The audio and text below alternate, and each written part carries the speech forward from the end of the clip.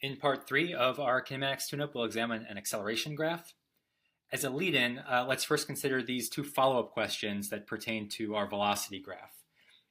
It is possible for an object to move with a velocity that's increasing, while at the same time its speed is decreasing, and vice versa. So let's consider exactly why that is. An increasing velocity just means your velocity is getting more positive. A decreasing speed means you're slowing down. Your velocity is getting closer to zero. Conversely, if your speed is increasing, your velocity is getting further from zero. So it's possible to have a positive velocity, getting closer to zero, you'd be slowing down, or to have a negative velocity that's getting closer to zero. That would also be slowing down. So let's look at the graph and find the intervals that match these conditions here. From 7 to 9 seconds, we have a velocity that's getting more positive, but approaching zero. So we're slowing down. Whereas from 2 to 3 seconds, we have a velocity that's getting more negative, but is getting further from zero, so we're speeding up. Those are the two intervals that we're looking for in the follow-up question. And it brings me to a term I think we should avoid. I recommend avoiding the term deceleration, and here's why. Looking at the interval from 7 to 9, we have a positive acceleration here, but we are slowing down. So it's possible to be slowing down with a positive acceleration. Whereas from 2 to 3 seconds, we have a negative acceleration, but we're speeding up. So a negative acceleration could mean that we're getting faster. So acceleration already includes the possibilities of speeding up and slowing down. Those are two kinds of acceleration. There's no need for this additional term, deceleration. And indeed, I believe this term generally just is too ambiguous for our purposes and creates unnecessary confusion. So strike it from the vocabulary. We can just say positive acceleration, negative acceleration, and we can specify speeding up or slowing down. That covers our needs. And so with that, let's look at an acceleration versus time graph. Okay, what can we not determine from this graph? What is the missing piece of information? The key one would be your starting velocity here. You cannot know your starting velocity or indeed your velocity at any particular moment if all you have is the acceleration versus time graph. We don't know how fast you're going at any particular moment. And so, of course, since we didn't know your position on the velocity graph, we don't know your position on an acceleration graph either. So we don't know your position. And if we don't know your velocity either, then we can't know your displacement. Your displacement depends on how fast you're going. And if we don't know how fast you're going, we can't know how far you went. So that can't be determined. If we can't determine your displacement, then we can't determine your distance either. And if we can't determine your velocity at any moment, then we can't determine your speed either. Now, your average velocity, that depends on knowing your displacement. So if we don't know your displacement, then we don't know your average velocity either. That can't be determined. We can't get any of this information from our acceleration graph. Continuing.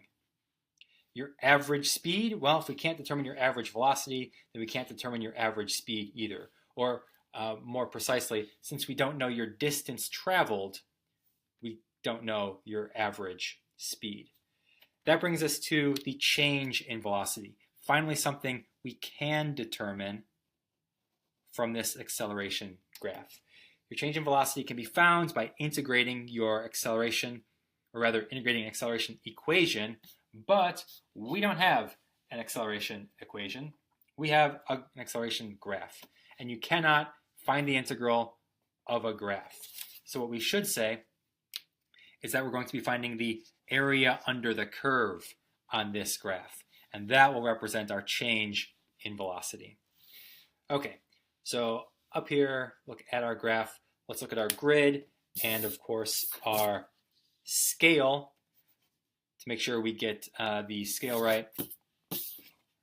Looks like I've got on this axis, one box corresponds to 1 meter per second squared, and along this axis, one box corresponds to 2 seconds. So here is one little box, 2 seconds by 1 meter per second squared. What exactly does the area represent? If you forget, you can check the units. Area is length times width. So take those y-axis units times those x-axis units. On the y-axis, we have meters per second squared. Multiply that by seconds on the x-axis, so meters per second squared times seconds. We get some cancellation. Comes out to be meters per second. And recall, of course, that an area is always a change. Area is always a delta. So if the area is in meters per second, then our area represents a change in velocity. Area is delta V. Okay, so we've determined that 1 square is worth a delta V, a change in velocity of 2 meters per second. So if I count up 15 squares roughly in there, that's my estimate, that means that this area corresponds to a change in velocity of about 30 meters per second. And so that's what we're looking for here. So we've got our change in velocity from 0 to 12 seconds. Now the change in speed. You might be tempted to say that the change in speed is just the absolute value of the change in velocity. But you'd be wrong. That's one of our common mistakes here. The change in speed represents the final speed minus the initial speed. And we don't know the speed at any one given moment. So since we don't know these two things, we don't know the change in speed. So in fact, although we can determine the change in velocity, we cannot determine the change in speed from this graph. Okay, your instantaneous acceleration, well, it's an acceleration graph, so that we can simply read off the graph. At 6 seconds, our acceleration is 3 meters per second squared. Okay, so we can get that. Lastly, the average acceleration comes from our definition, integral over interval. If we can find the delta V, which we can get from the area under the curve, then we can get the average acceleration over that interval. So I've got the delta V from 0 to 12 seconds, but we want the delta V from 0 to 32 seconds, a different time interval. So we need the total delta V, which means we need this area, we worked out to be 30 meters per second, plus this area here. Note that this area is underneath the zero axis, so that area is negative. It also happens to be 15 squares, so it happens to be a delta V of negative 30 meters per second.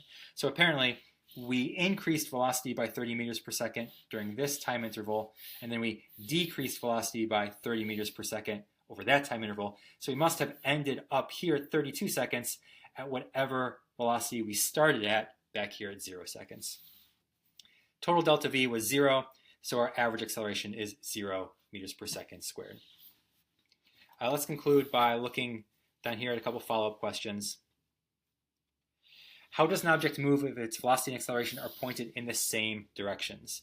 So if your velocity and acceleration are pointed together, if they're both positive, you're going to speed up. If they're both negative, you're going to speed up. The point is that if they're in the same direction, you're speeding up. If they're in opposite directions, so positive velocity with a negative acceleration, you slow down. Negative velocity with a positive acceleration, you slow down.